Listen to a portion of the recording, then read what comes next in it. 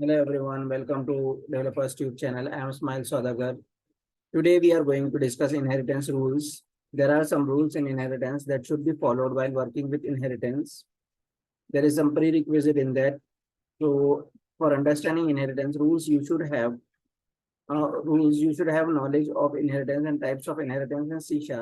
There are mainly 4 rules in inheritance. So we will go to our first rule.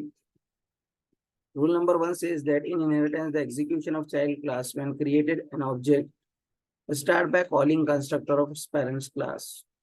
So if the parent class constructor is not accessible to the child class, inheritance will not be possible. So we'll see it in our example here. So as you can see, I'm having one inheritance rules program here.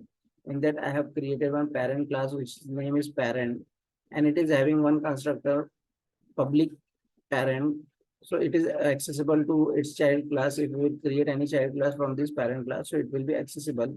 It is having one public int addition variable, so it is of type integer, and it is having one method which is takes two argument in two numbers in a and b, and it adds it and it returns the addition, and the name of the method is add two numbers.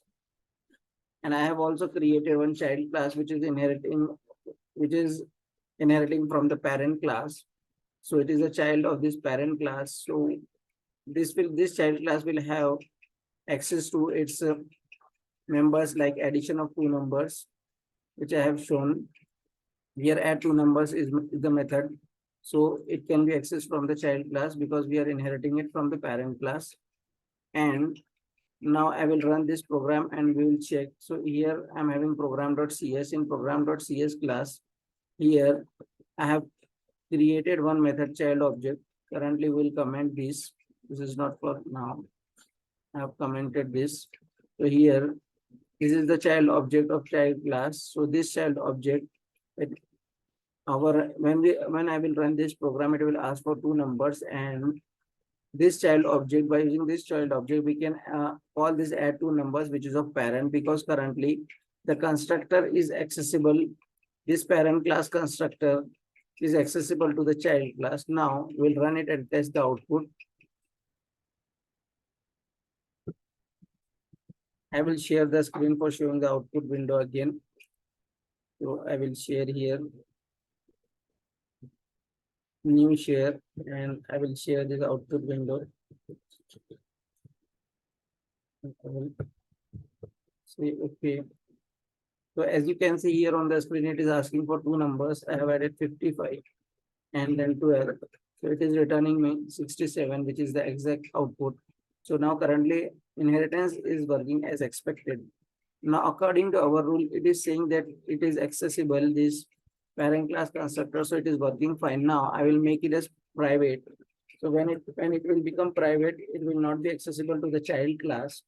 So when we go here, you can see here, it is showing compile time error. When we focus on to the error, it is saying that parent.parent2, this parent2 is the constructor of the parent class, is inaccessible due to its protection level, because we have made it private. So we are getting the compile time error and inheritance is not possible here. So it is true from our rule number 1 is valid and we have checked it. We are getting error and inheritance is not possible. Now I am reverting this private to public again, and we will go at our rule number 2 of the inheritance. So now I have made it public and it will work as expected. Now I will go to rule number 2. So first we will see the note. The reason why constructor of parent class must be accessible to the child class is, if the parent class constructor is called, then only variable of parent class gets initialized so that they can be consumed under child class. So it means that when it is called, then the variable means this addition and add two numbers will be initialized. Object is created and we can access this two numbers method. So that therefore it should be accessible to the child class, because when we create the object, so these members are initialized. Now we'll go at our rule number 2. So in our rule number 2, it says that in inheritance, child class can access the members of its parent class, but a parent class can never access any member of its child class that are purely defined under the child class. what it is saying, it's saying that child class can access all the members because it inherits the parent class members. So we can create the object and access it. So we'll check it here. So in program.cs, as you can see here, this method child object dot add two number. It can access add two numbers. So this add two numbers is the method of parent class. So it is accessible here.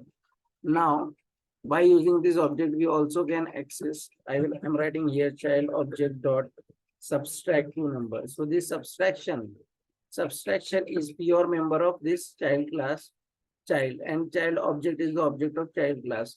So it is asking for two parameters 20, 30. I will give and the error will go.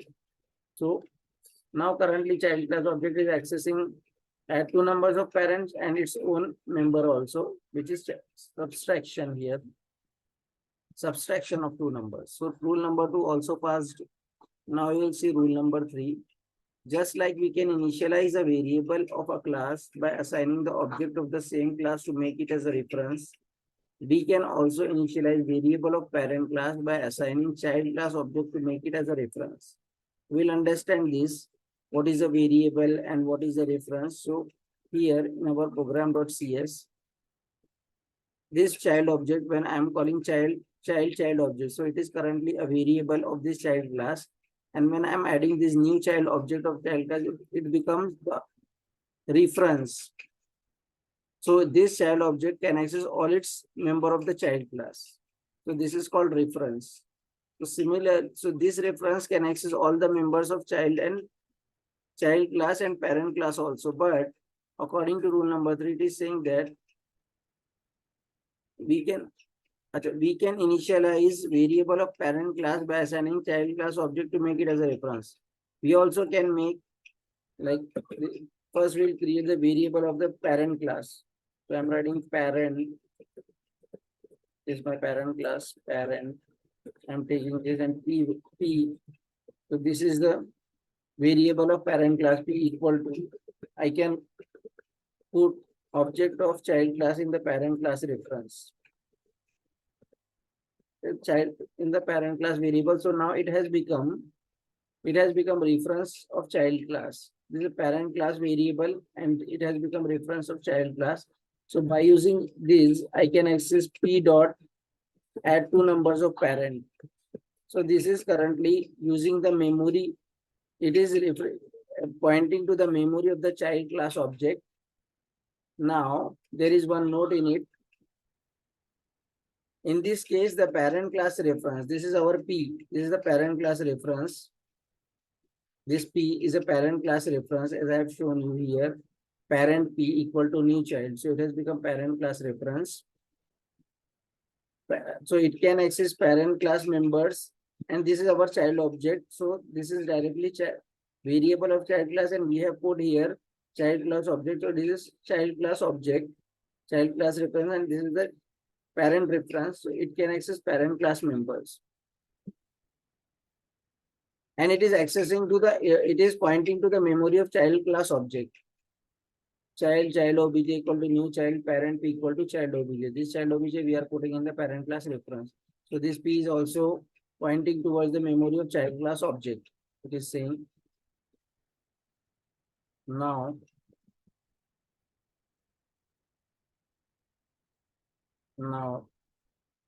in this case, what it is saying further, in this case, even if parent class reference is consuming the memory of child class, but still it cannot call any member of the child class that are purely defined under the child class. What it is saying that even if this is pointing to the memory of child class object, so child class can this b obj here I have shown previously, I have shown child object.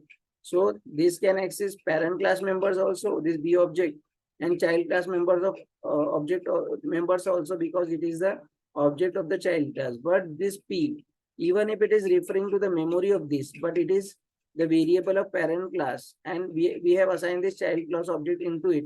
So even that also it can access only parent class members. This p cannot access child class members. So we will see here in our code. So this I have created parent class reference by using child class object. Now if I want to try to access parent p dot add two numbers, I can access it and I can give the parameters to it. So it is accessible because Add two numbers is the member of parent class. Now I will try to use p dot subtraction, but you can see here we are not seeing any subtraction method here, so we cannot access by using parent class reference the pure child members. So this was our rule number 3. Now we'll go to next rule. Here we have some note here. We can never assign an object of parent class to a variable of child class to make it as a reference. But a parent class reference, if created by assigning child class object, can be converted back into child class reference by performing an explicit conversion. What it is saying that we cannot create a child class reference, means child P equal to child CHLD, I'm saying here equal to new parent. We cannot assign parent class object into child class reference. Compile time error is coming and we are not able to do this. So this was our first line. We can never assign an object of parent class to a variable of child class to make it as a reference. So this is true. But a parent class reference, if created by assigning a child class object. So if I will create parent class reference, parent P3 equal to, by assigning child class object, new child. So this is current parent class reference. What it is saying, but a parent class reference is created by assigning a child class object can be converted back into child class reference by performing an explicit conversion. From one explicit conversion, we can make the parent class reference. This is our parent class reference. We can make it as child class reference. So from explicit conversion, so what will we do here? Explicit conversion means we are having yes. So this we can assign this child, will create for child class with child variable child CHLD 3 equal to, I want to make it as child class reference. I will convert this P1 parent class reference into child. So P1, I will do P1, or this P3 I will use. This is also parent class reference equals to P3 as child. This is our explicit conversion. So here it is allowing no compile time error we are getting. So this has become, this P3 has become now child class reference. This was parent class reference here, but we have done explicit conversion. So this was our rule number 3, which also validated, we have validated here. Now we'll go to the next thing. Rule number 4, what it is saying, each and every class that is predefined or user defined is inherited from a class object defined under system.namespace. It is saying that every class in .NET which we create or which is predefined in .NET already in the library is present. So it is inheriting from the object class. So object is the parent of all the classes present in the .NET framework. Every class either directly or indirectly inherited from object class. So the member of this class can be accessed from anywhere. These are, so members of this object class are equals, get hash code, get type, toString. These are the members of this object class. So if it is true that every class in .NET is inherited from object, from this class object, then from every class object we can access these members. So we will check here. So I have created, I will create new parent P3 object. This parent object I am creating new parent. P3 is the new parent. Now I will try to access that members of the parent class. So as you can see here, we are having get type, toString, get hash code equals. So these are accessible to me. If I will do P3 dot addition dot toString, so it is allowed for me. I can do this.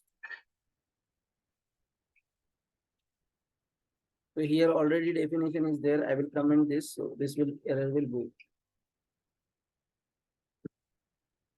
So this error has gone. So as you can see, now I will create one more method. I will create, sorry, not method. I will create one object of child class chld phi. Suppose I'm giving equals to new child.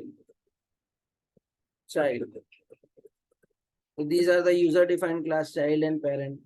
So now you can see here if I will do chld phi dot. So these members equals get hash code get type to string are accessible to me.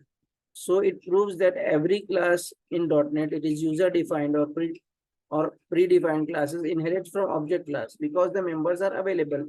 Now we will check for predefined. We are having one class string.